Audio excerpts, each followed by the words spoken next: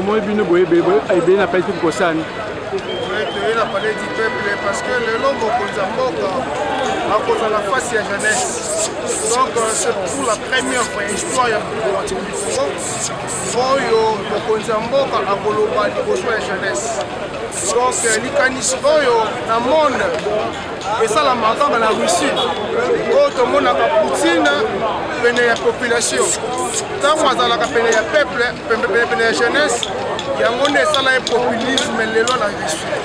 Yango na likanisi ya mwana moko azali ambassadeur ya jeunesse congolais oyo tozali kobenga William Mokambila azwaki likanisi eteke mokonzi ya mboka esengeli asolo na jeunesse. Jeunesse apesa mokonzi ya mboka bapreoccupation na ye mpe mokonzi ya mboka ayebisa jeunesse nini oyo abongiseli jeunesse. Yango po ete balongo balobaka eteke jeunesse nde ezali lobi ya mboka. Yango omoni lelo mokonzi ya mboka alobi ete esengeli asolo na jeunesse ayoka makanisi oyo penetre bayi nango po ete jeunesse mpe apesa mokonzi ya mboka confiance. Yango tozali ya lelo mpona kolanda mokonzi ya mboka tosolola na elongo. Merci.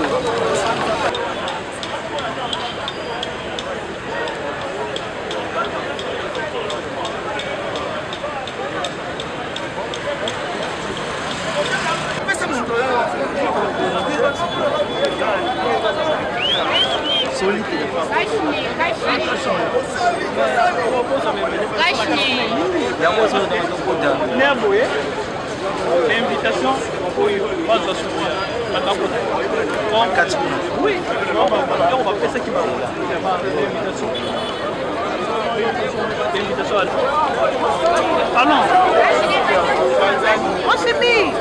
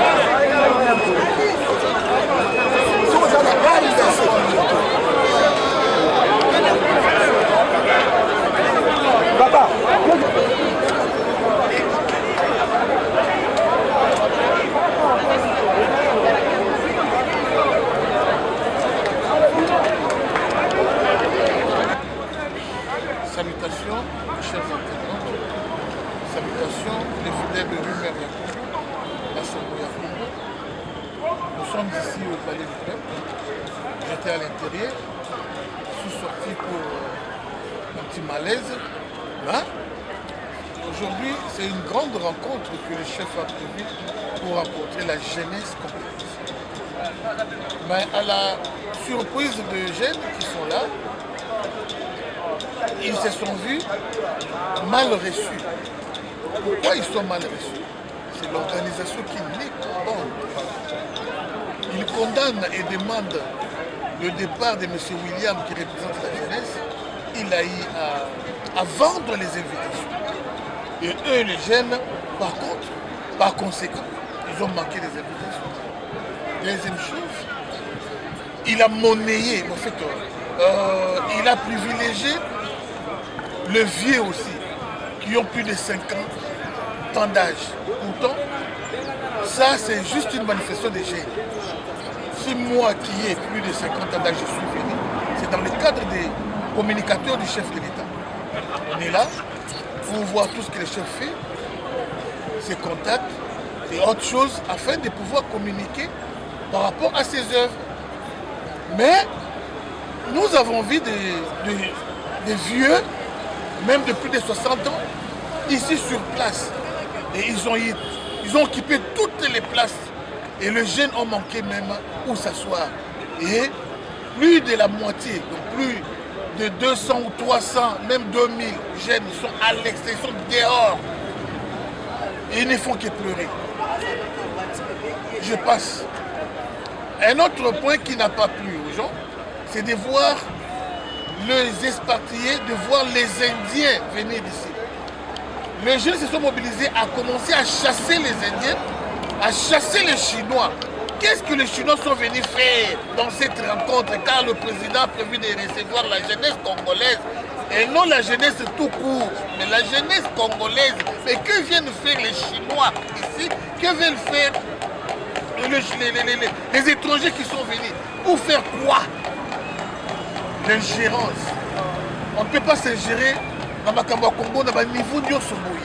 Non, ça n'est trop parce que je sais que le chef n'est pas encore là. Le chef parlera de la guerre.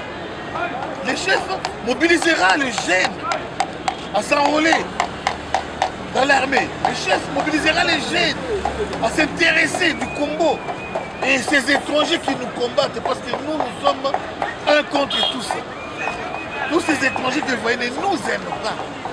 J'ai eu à suivre un militaire de Mobutu qui a lancé un message fort qui fait même du buzz au niveau des réseaux sociaux. Comment les Congo, entre guillemets, le Zaïre a été vendu depuis longtemps. Depuis longtemps, ça a été vendu. Et nous ne sommes en train de vivre les conséquences. Alors, ce message, il faut que nous puissions nous lever.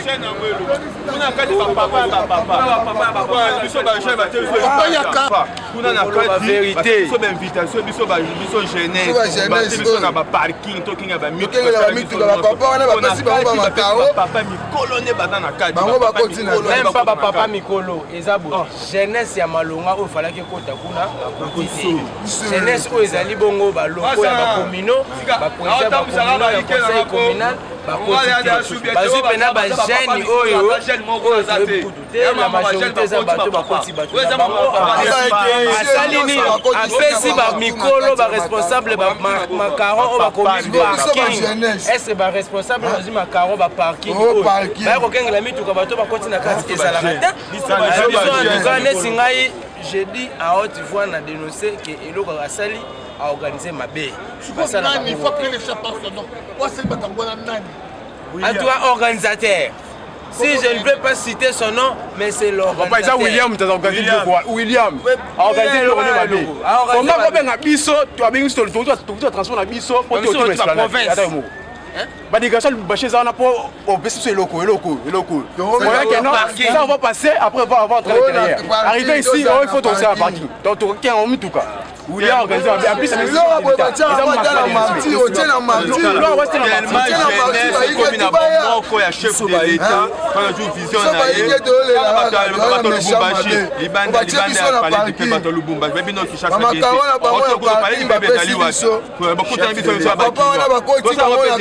c'est toujours na ndenge akima au chef d'état d'hôtel biso ke to zubo moko ne to yambi bango to fa William mwana fa lungwa William mwana fa lungwa lelo lo wasali biso papa na papa fa lungwa William mwana fa na kati te kutu oto yebi papa na papa William mwana fa lungwa ozo manque de respect biso lunga musika bona ntina minute na zonga ndeni papa moi to yenga yenga la to sauf toi la président sauf peut-être to bisai oui na fa lungwa merci vous et si vous entrez à l'intérieur vous verrez que c'est une centaine milliers de jeunes qui ne disent que la même chose. Ils veulent le départ ou la démission de M. William. Les autres disent que M. William, c'est un sujet de PPRD. Alors tout sujet de PPRD ne peut vouloir que l'échec de tout ce que le chef fait. Tout ce que Fatih fait pour le PPRD, c'est du nul, c'est du néant, c'est du fiasco. Ah ben voilà, laissez comprendre que ça c'est le temps de Fatih Benton.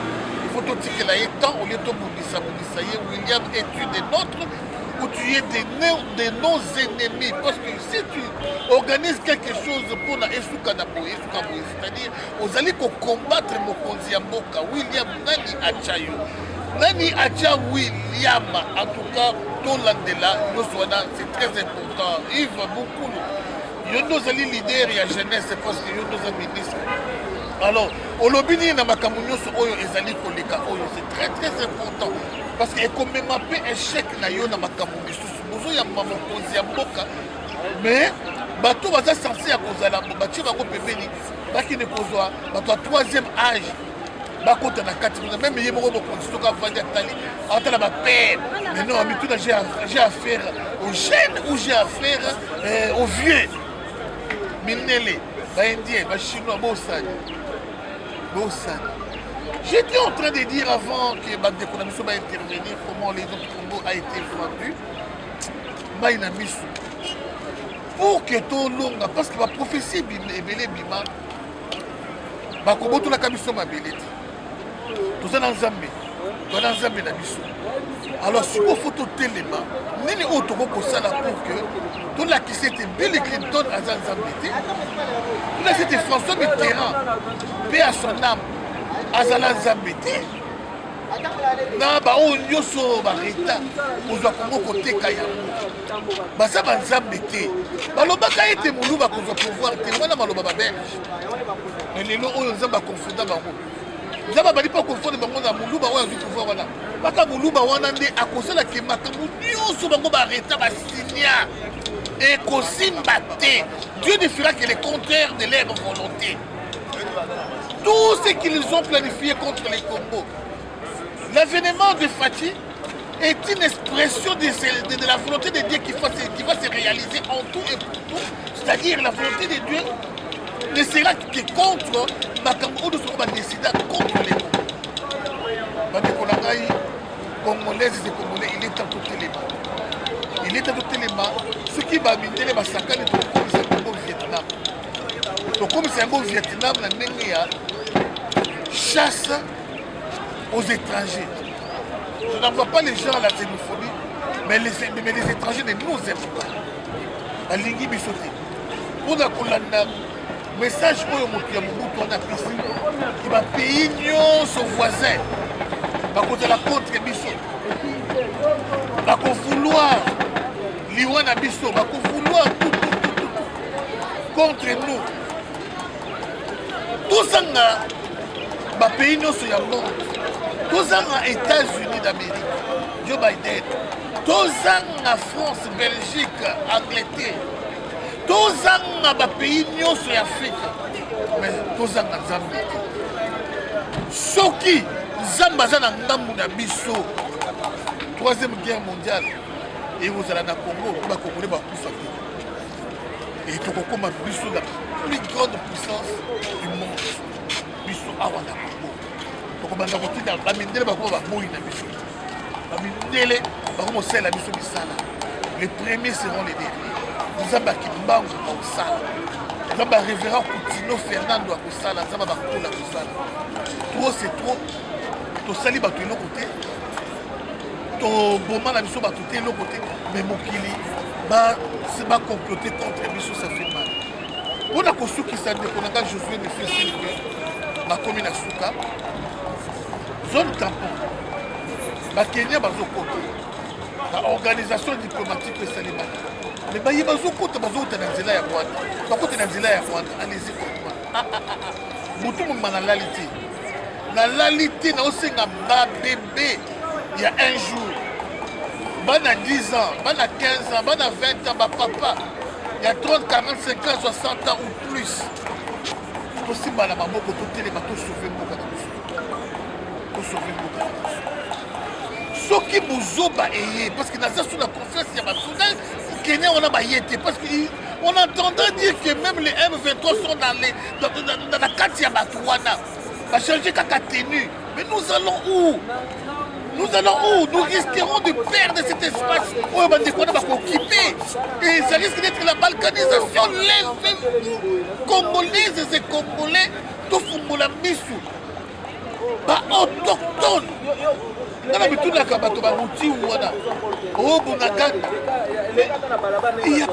y a une force dans le peuple, il y a une force dans la population. Pourquoi vous dites que les rebelles sont côté boye bomona biloko ba ba les boutiques ba côté ba kobi ko vanda pourquoi mais biso soki to bito yoka na vraiment bien bino ba rebelle boye bokoti na mboka supposons que nous allons retourner bien na mboka bonakana bokoti alors na ba 3h du matin yokani ba jeune na carte tokotani ka mboko na Kongo ali pa oyo bakutana na musuku na ngambo na kulo ali pa lobi su ndenge moko bandi ko sila na population ko bandi ko sila na ba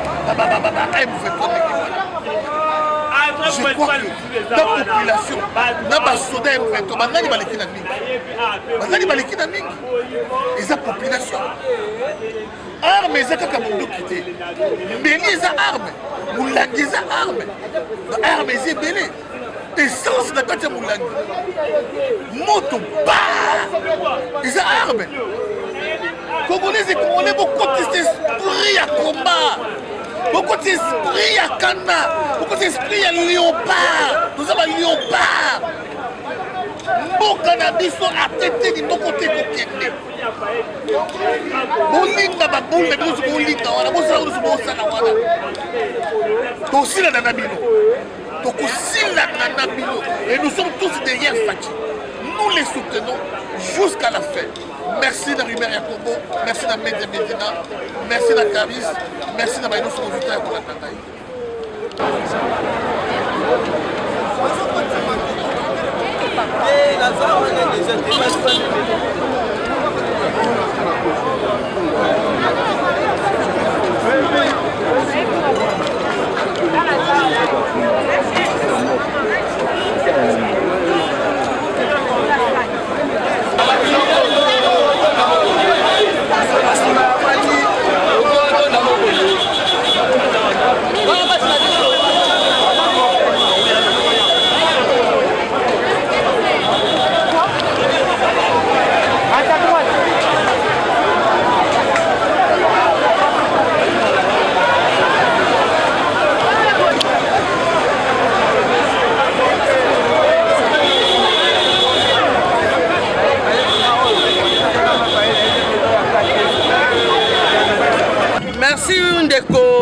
ndeko Josué na motuna na yo en tout cas na oti koloba pe na za koloba sans cesse otali yo moko moni ndenge eza ko commenter que peuple congolais alingi chef de l'état eza ko forcer que comment la population congolaise surtout la jeunesse congolaise baza derrière ya vision ya chef de l'état babianga mi bayoki mbela pe baye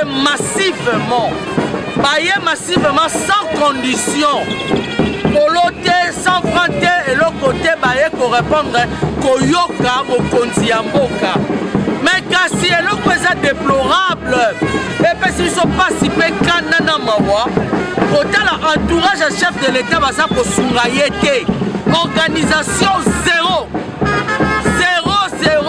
na lobi yango 0 William Oshue ezongisa mbongo ya organisation oyo olie parce que boza kofingisa mokonzi ya mboka bato basiliki bakomi koloba toyebo donc muta se déplacer na transport na moko volontairement akoka mokonzi ya mboka mais muta se retrouver na 4 invitations bato se retrouver bato na invitation à parking yo somona bapesa mutu invitation à parking bapesa mutu invitation à parking donc et puis bato bapesi bango invitation ba beso ozwi beseke na balcon suka na balcon c'est que na all kuno okota et bato bazokota na kati beaucoup plus que déplorable ba chinois ba libanais ba français ba ye kosala ni na rencontre ya chef de l'état de la jeunesse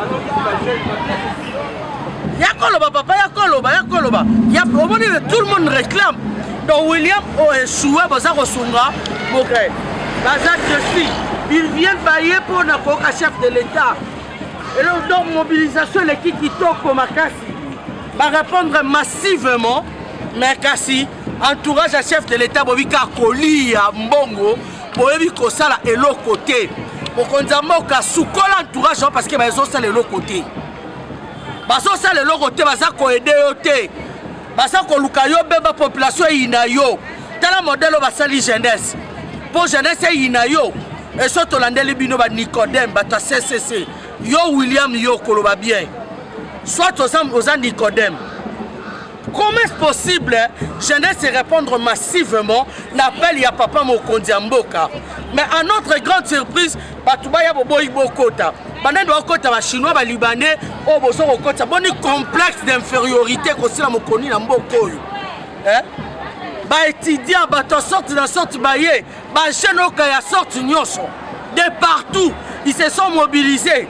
Mais boboyi bakota pona nini William parking opesi bato bakota bazozonga yo kotondi sa salle kuna c'est honte malgré ça etondi bato bakoti basali violence de même bakoti pona ko répondre na mbela tata Mokonzi en tout cas ça passe peu mawa toli na Mokonzi Mboka toza derrière vision na ye